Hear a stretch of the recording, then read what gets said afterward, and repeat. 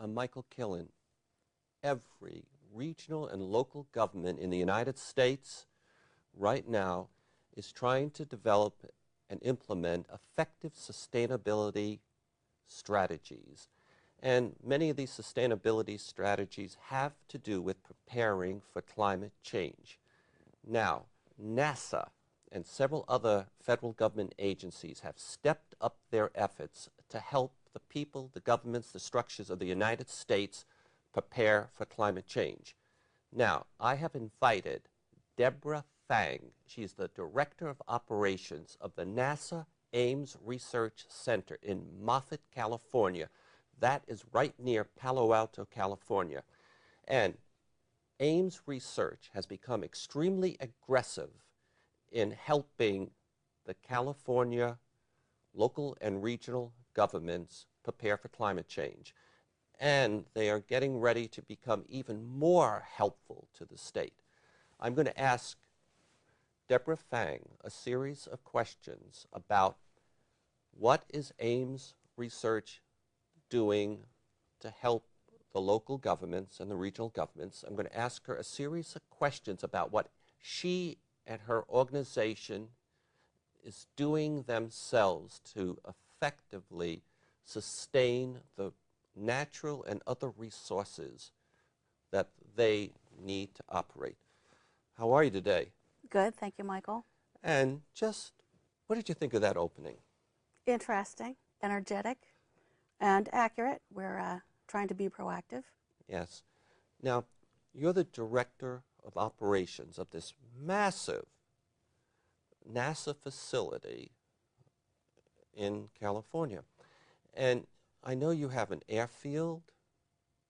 I know you have a lot of people, a lot of buildings, but why don't I give you the opportunity to put the scope of the facilities, what you have under your domain that you're managing. Okay, thank you, Michael. We have to manage over 1,900 acres, actually approximately 1,900 acres of land. We have approximately 6,000 people at Ames Research Center, including our NASA Research Park. We have approximately, of those 600, are 1,200 civil servants. The rest are contractor employees plus our partners. We have a water infrastructure, electrical, and built environment or above ground environment, and I'm responsible for procurement, law enforcement, fire, emergency response, airfield maintenance, airfield management, environmental management and cleanup, logistics, traffic, motor pool, transportation. First of all, it's an amazing amount of functions, organizations that you are managing, okay? And would it be correct for me to sort of think of you as a city manager? I think that would be correct, yes. Okay, because city managers are managing water, public space, buildings, schools, it just goes on, and the use of various types of energy. Now, I would like to ask, before I ask how NASA is stepping up its efforts to help the South Bay, San Francisco Bay governments and industry, etc., prepare for climate change, I would like to ask what are the areas at NASA Ames Research Center that you are focusing on most to reduce the use of any kind of energy and to reduce emissions into the atmosphere? We are concentrating on our electrical system. We have an electrical distribution system, as many cities do. What are you trying to do with that electrical? Make it more efficient, ensure that the operation of it is safe for our employees and that it's reliable power.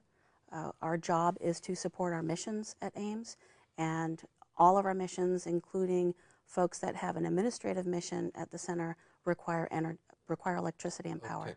All right, so you're cleaning up your system, you're modernizing it, making it so you can manage it more effective. Okay, I got that. And what is another area that you're focusing on? We are focusing on the built environment or above ground plant. by developing a plan for new construction of new buildings and retrofitting existing structures to make them more energy efficient, better work environments for our employees, and more efficient in terms of power usage. So in terms of the existing buildings, and I've been driving by your facility for many, many years, I see these gigantic air hangars, if that's what they are, and wind tunnels, and a lot of other buildings. And I've been fortunate to have been invited into your facility. So you're really trying to retrofit the existing buildings to make them more energy efficient. Correct. Mostly the buildings that house NASA missions. You have referred to one of the largest wind tunnels in the world. It has been outleased to our partners at AEDC, or the Army, and we run our own wind tunnels. We often will retrofit or have programs to renew boilers or replace boilers or antiquated systems that are not terribly efficient in either cooling or heating, or replacing cooling systems, cooling towers. Okay. And then I think you implied you're building new buildings or a new building. We have the very first new construction at Ames Research Center in the last 25 years, the sustainability base, which is on the front end of our campus. It should complete in May or the spring of 2011, and it has been established as the greenest building in federal government.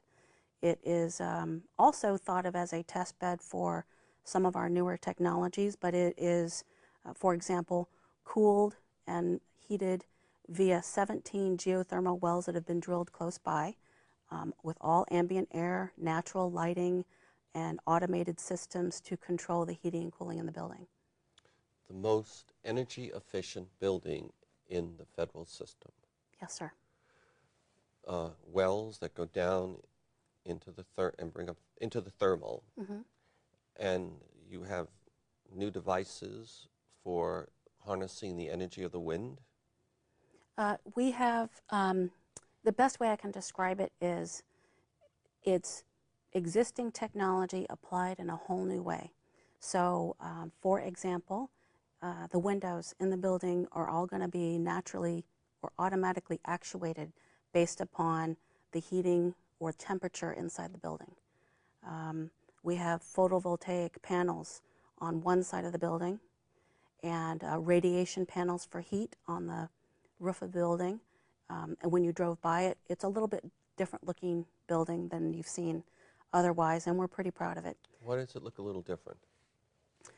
It was built to take advantage of being able to use photovoltaics. It is oriented, I believe, to be the most efficient in terms of sunlight, the use of sunlight and natural light, and wind or air for cooling and heating.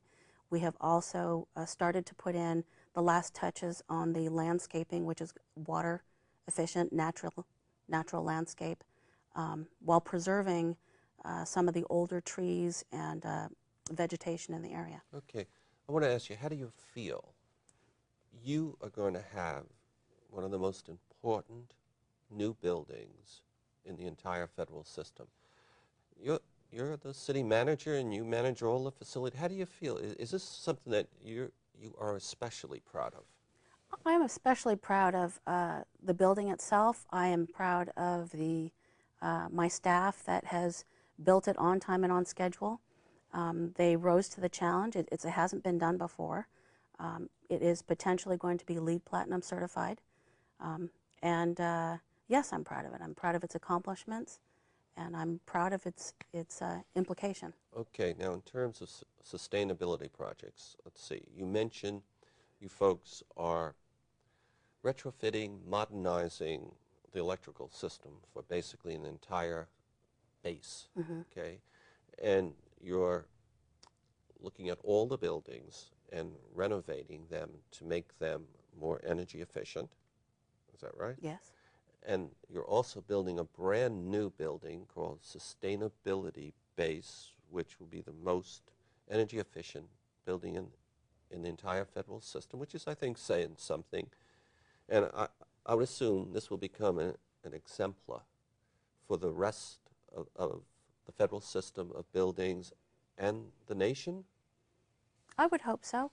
I believe that a lot of our sister centers have accomplished quite a bit with their new construction as well.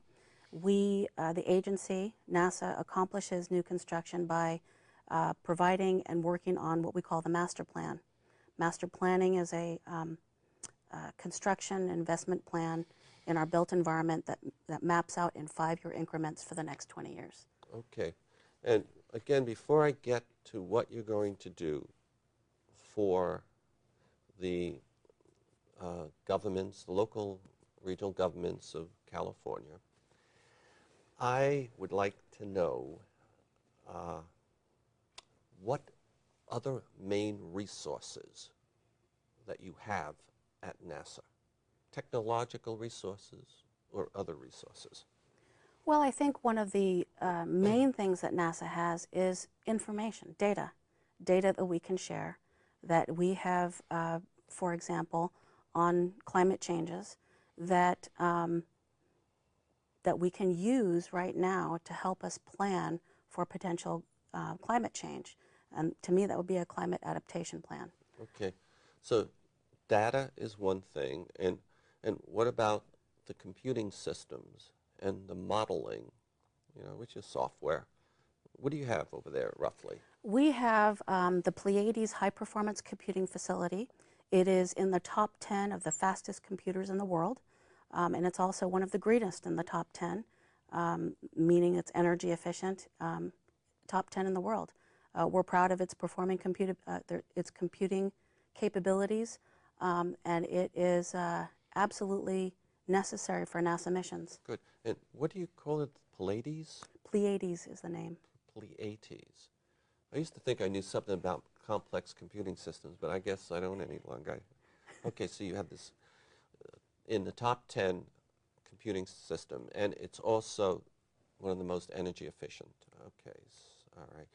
And you got the modeling software, and am I correct, you have this data that you collect by having the satellites constantly traveling around the Earth, and you have planes, I think, and you probably have deals with Google and a lot of other folks, and would that be putting it all together? Essentially, I mean, if we talk about the NASA data that's available, they put it into a global model that we can pull down the information in a way that it's usable and we can understand it, to be able to incorporate what we think is happening in the climate in the region into something like a master plan. Okay. All right. And I'm about to ask you about California, but before I do that, you also have Earth Sciences Division. Yes.